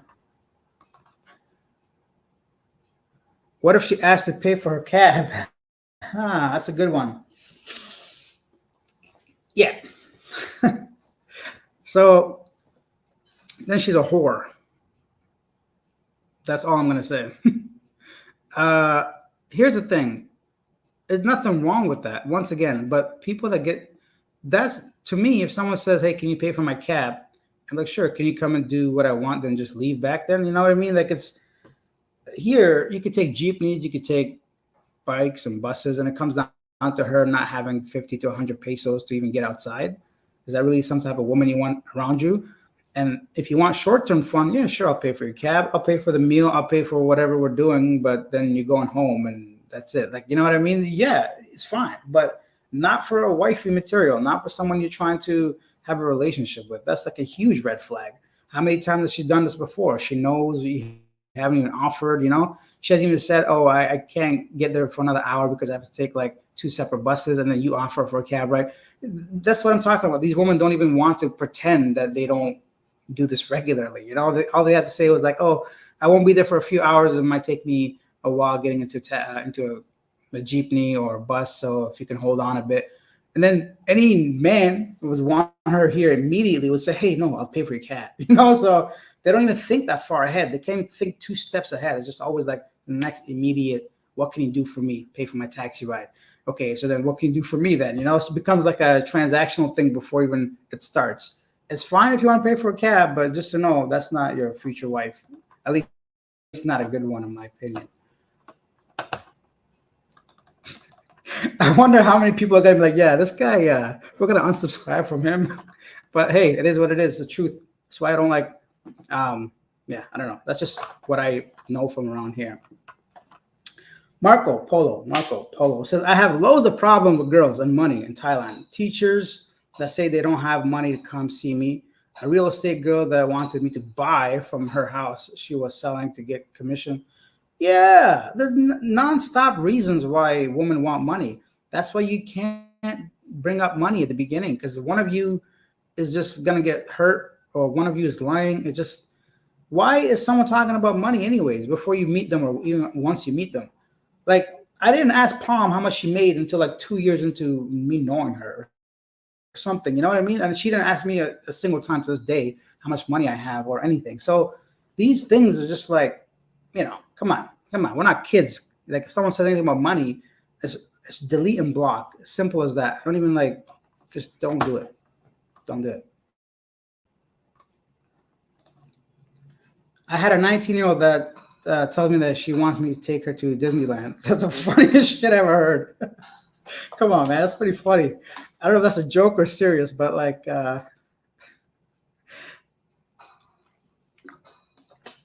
is this one of my friends that's messing with me? That's pretty funny. This girl was like 19. She wanted me to take her to Disneyland. It's a great day. I'm glad I did this live stream. You guys are awesome. Matthew says, as a Christian, I would love to see you interview and teach us a bit about the Muslim culture there. And are there ladies open to dating outside their religion? Yeah, over here, I didn't realize Catholicism wasn't as important as I thought it was, at least in Cebu. And same with Muslim girls. Like, I don't really generally talk to Muslim girls as a sign of respect because I know the religion a bit more. And I don't want to put women on camera that may not be open to it. I've done in the past, and it's not like a absolute yes or no. But I think anyone that has a strict religious family, once they let out, they really let out. Sometimes being too conservative or all that can really backfire, and people pretty much do the absolute worst things when it comes to like dating or whatever. So as far as a video goes, I don't think it's gonna happen, but maybe I can talk a little bit more about religion in the future when I see someone that's either wearing a hijab or has got a cross on their chest or something. I'll bring it up next time. This is about the Disneyland. What? It's Wang says sometimes you have to compromise too. Yeah, compromise is needed in any relationship, but you compromise with the right people, right? You compromise to the right person. Honestly, it's 2023. People are on their phones nonstop, like 24 hours a day. If someone doesn't get back to me within like a 12-hour, 6-hour, whatever I think is normal, without telling me, I simply block and delete them. I don't need anyone in my life that doesn't want to be in it, whether relationship, business, collaboration, whatever. If someone messages me, says, "Hey, I know we're supposed to meet for this video in an hour, but I can't make it till January of 2024," I'm like, "Oh, that's no problem. Thanks for letting me know." That's it. But it comes to respect levels, right? Like, if someone doesn't tell you that, and it's like 20 minutes after the time you're supposed to meet, and they say, "Oh, hey, I'm just getting ready now." No, what are you talking about? Like, you're supposed to be here 20 minutes ago. You're messaging somebody 20 minutes after that. You're now starting to like do whatever you're doing. No, don't put up with that. That's not compromise. That's just disrespect. Compromise is like, "Oh, I'm working from this time to this time. Oh, so am I. Okay, would this work for you?" Oh no, like that's compromise. Or like, "Okay, I want a girl that's 7 feet tall, but she's like 6'5", so I'm gonna compromise." Those are compromising for the right people, but don't tolerate this nonsense with men, women, business partners, anyone, unless it's your parents or someone that like that is different, right? But like if your doctor's late, you can't get mad about your doctor being late. I know they go from hospital to hospital. Those are different things. But I'm talking like regular people with no job and no school, and they still are like not showing you that courtesy, respect. They're on their phone all the time, especially in the Philippines. So if they can't send you a message, then yeah, bye. Wow, Bonito says as soon as they meet a foreigner, everything goes bad to them. Run out of load, no food to eat, family member in the hospital, phone broken, sibling need to go to college, etc., etc. It does happen. You're gonna get women that are gonna throw anything at you to try to get money out of you. But I'm hoping that we're all adults, that we're all grown people, that we've know this by now. There's countless videos on YouTube. Everybody's talking about it. I'm not the first. I'm not the last. I'm not the only one. This is not anything original for coming from me. This is from experiences I've had with other people telling me their stories and personal experiences and all these things. So yeah, should not be a surprise to anyone at this stage. What's up, Gilligan, Gilligan in the Philippines. I like your name. Not much. We're just talking random nonsense about the Philippines, and I'm, yeah, I'm all over the place. He's right. That's why it's better not to get married. Yeah, who's out here getting married these days? Unless you're getting married for religious reasons, I just don't see the benefit of for a man at least getting married. Chris says this man's making good points. I'm now thinking about deleting my dating profiles. You should.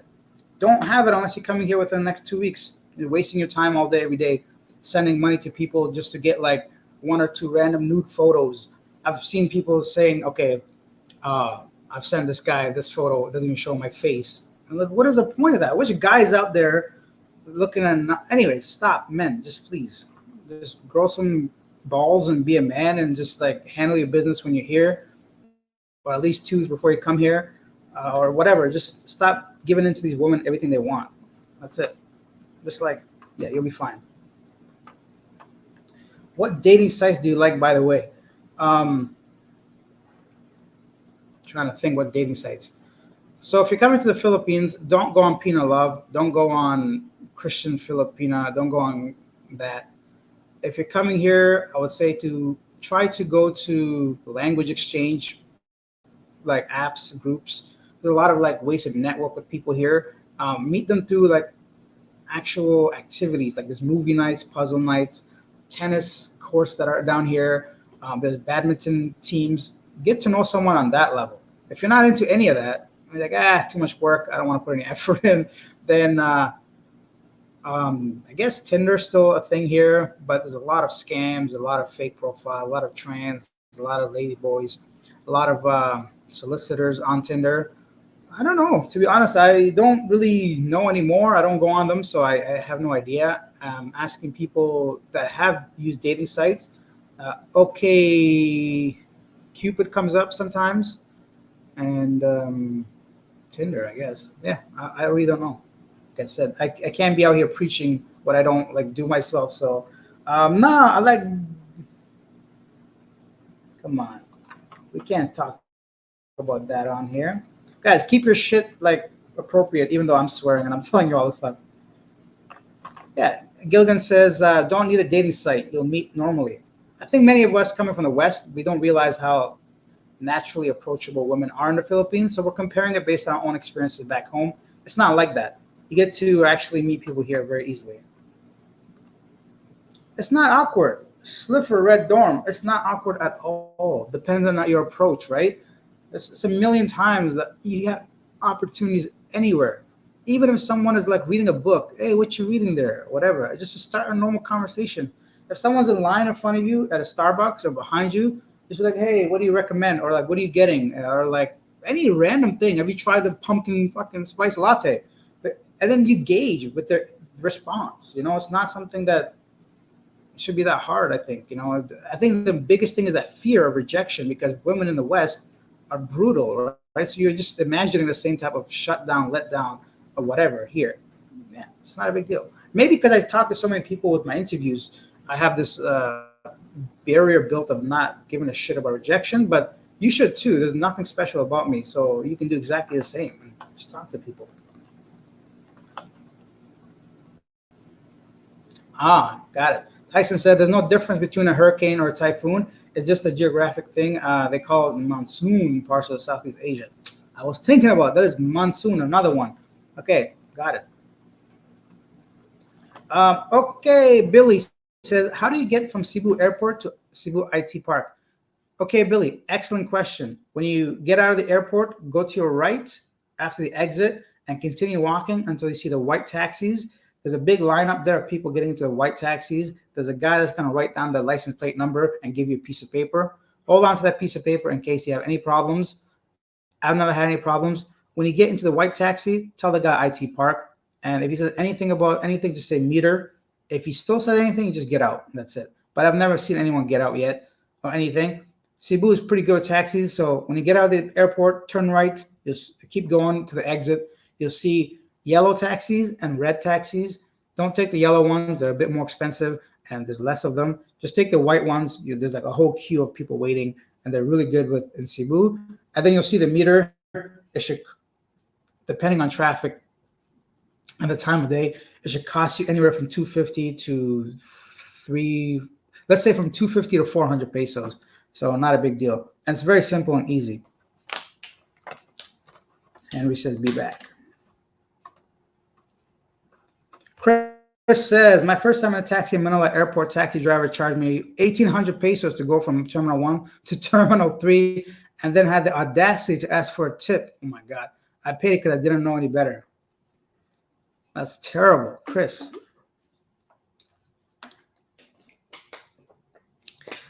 Okay, so that's a lot of money, like $30.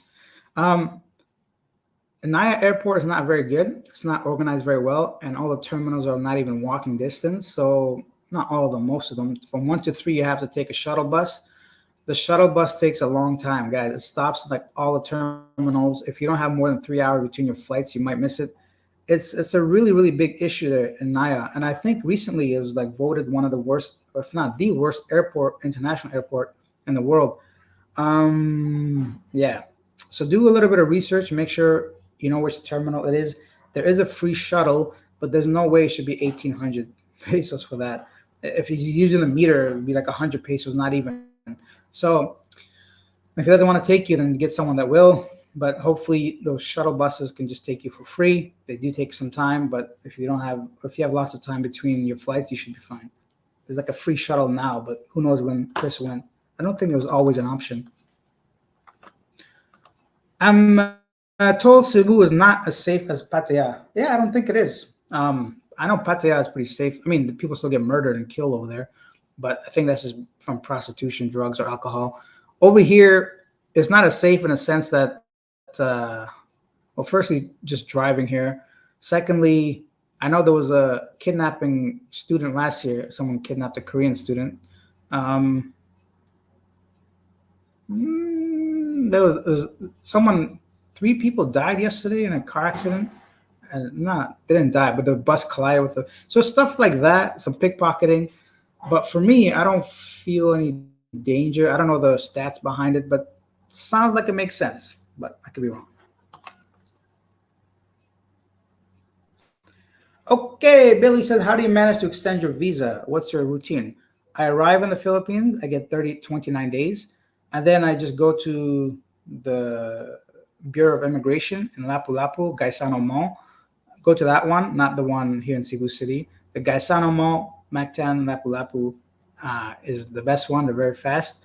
I get stamped for 30 more days. And then after that, I come back, extend it for 2 months. And then after that, I come back, extend it for 6 months. And usually by that time, I'm like in a different country. So I have to do everything all over again.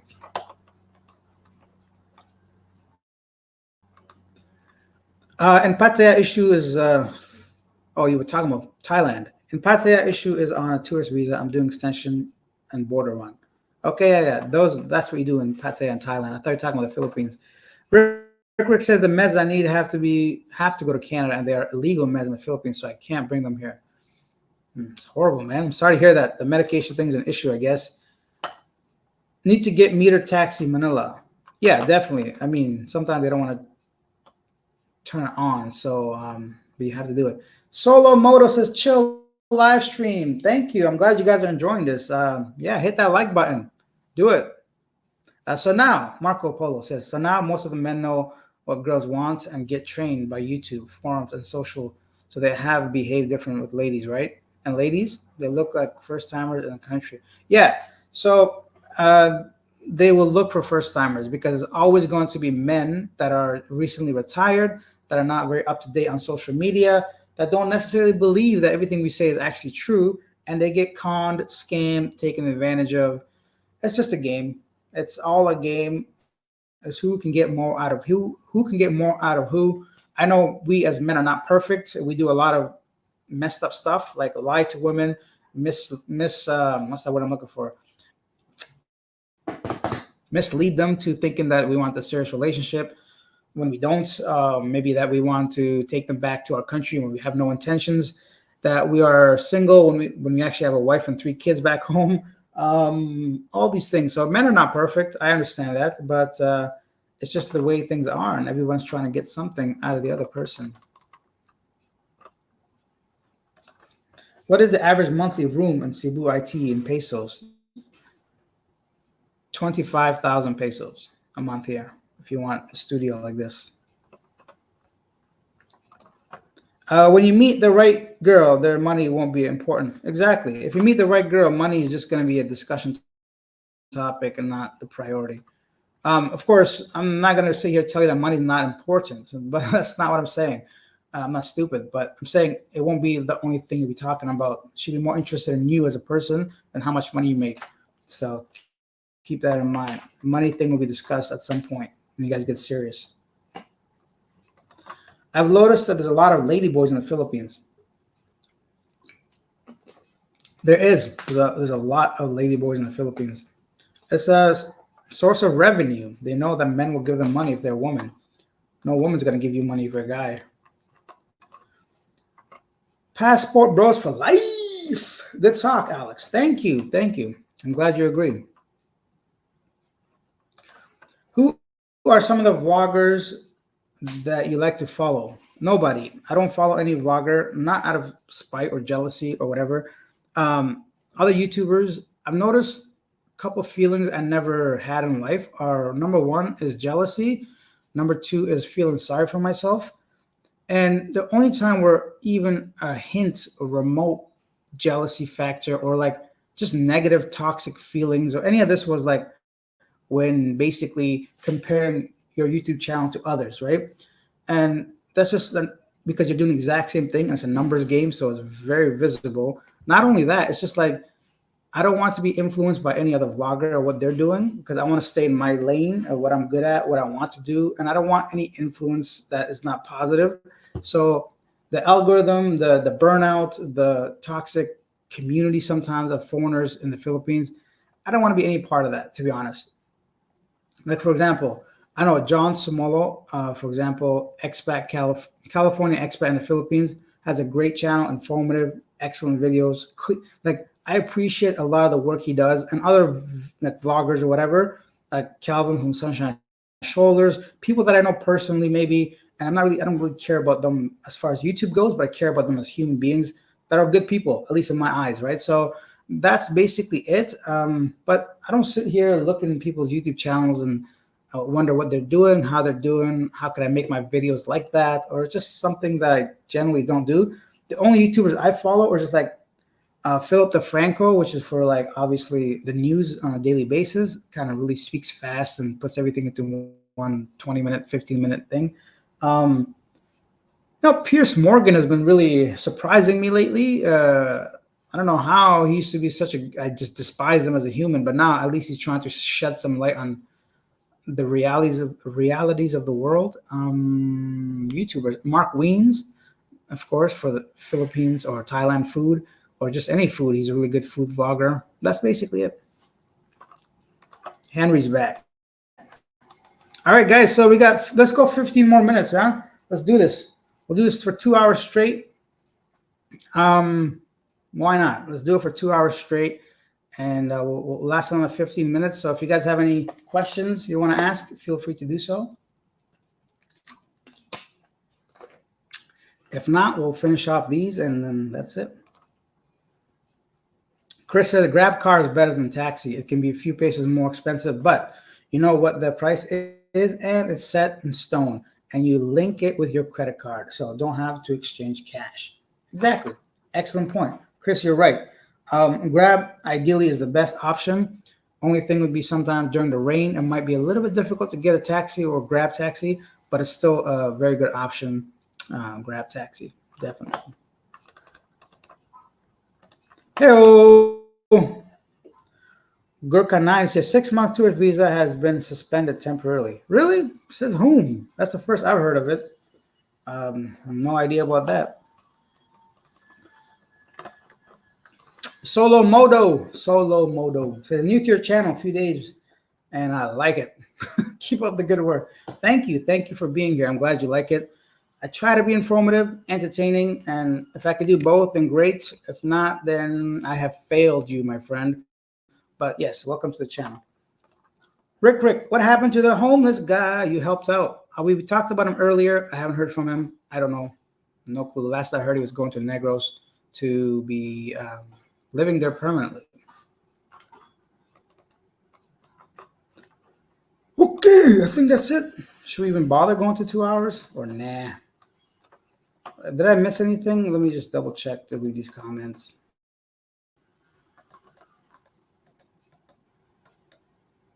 No, I think we got it all, huh?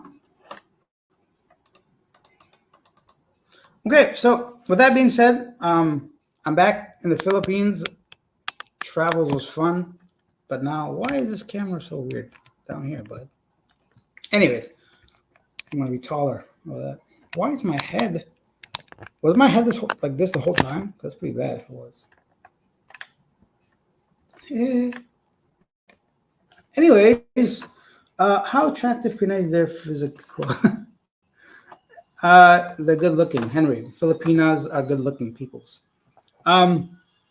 That's it. Thank you all for being here, for asking questions, for being part of the conversation. I hope you guys didn't get offended. It's just the reality of things. If you don't believe me, maybe you'll find out for yourself soon. And these are just my thoughts. They're not really anything but that, my opinions. And some exceptions don't make the rule. So if your Filipino girlfriend is different, I'm so happy for you. If you met women that are different, good for you. There's nothing wrong with that. Two things can be right at the same time. And that's it. I'll put out a video tomorrow, I guess. I don't know which video. Maybe an apartment tour of my place or an interview of someone that's been in the Philippines for over 30 years. Let's see. All right, guys. See you later. Bye. I don't know how to do this. I'm just joking. Bye.